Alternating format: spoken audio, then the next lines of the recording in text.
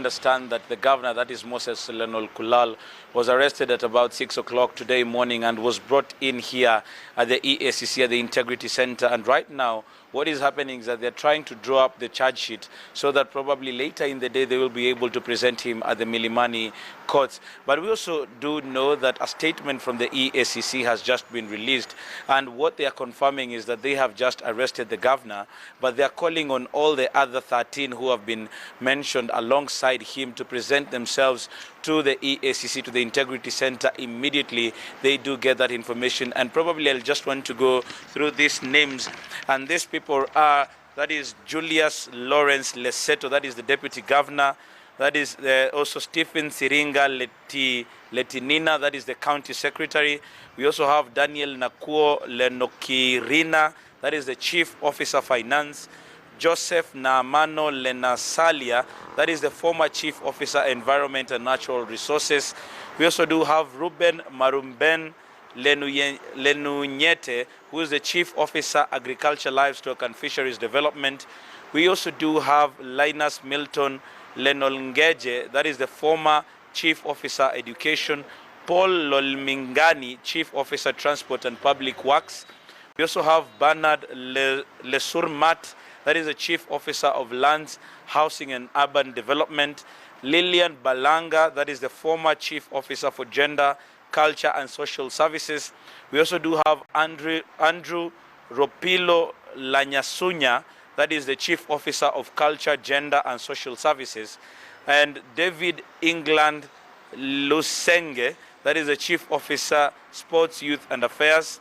Then we do have Geoffrey Kitewan, Head of Procurement at Samburu County Government, and also another businessman, Hesbon Ndadi, who is a businessman in Maralal Town.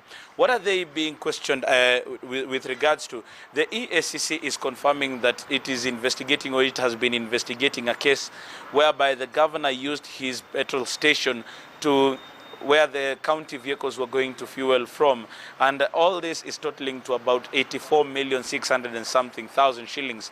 And that is one of the cases that they do believe that they do have sufficient evidence with regards to taking it to court and prosecuting it to its logical conclusion. But what does this really mean also, Edmond and Kenyans who are watching us? Probably reading from the list that we do have right now is that the county government may actually come to a halt with regards to most of these people who have been called to come to the EACC, because the engines of any ministry are the chief officers.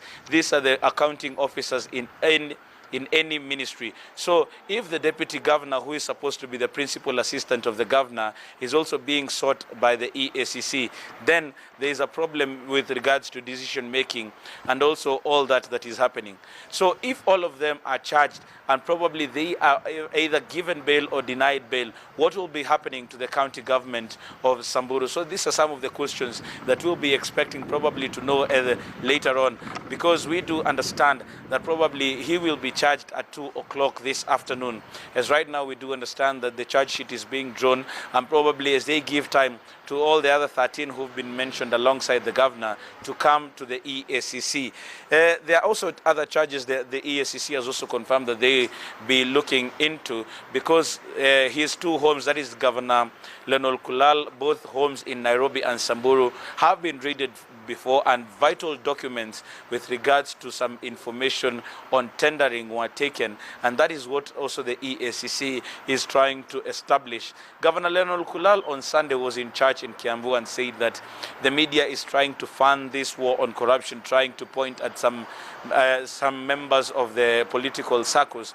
But what has happened today is that this is a direct indictment on what he has been doing. So probably if the charges go through, then it is a matter, because it will be touching on chapter 6 of the Constitution, whereby there is conflict of interest, where his petrol station was used by the county government and all the vehicles from that county were fueling from that particular point. So these are some of the questions that are coming into play. And also there is that other question on tendering that touches on about 2 billion shillings. So all these questions probably we will be getting answers to. But right now what we do understand is that one of the officials of the EACC has confirmed that Mr. Michael Mubea will be coming to give a press conference within any time from now, with regards to what has been happening, confirming the arrest, and what time they are probably going to be taking Lenol Kulal to the courts, because they are saying that before they do take him there, they will be holding him at the Milimani Law Courts Police Station so that for eventual processing. That is what we do know as of now, that he was arrested, 13 others are being sought, and they have been asked to present themselves to the EACC with immediate expediency.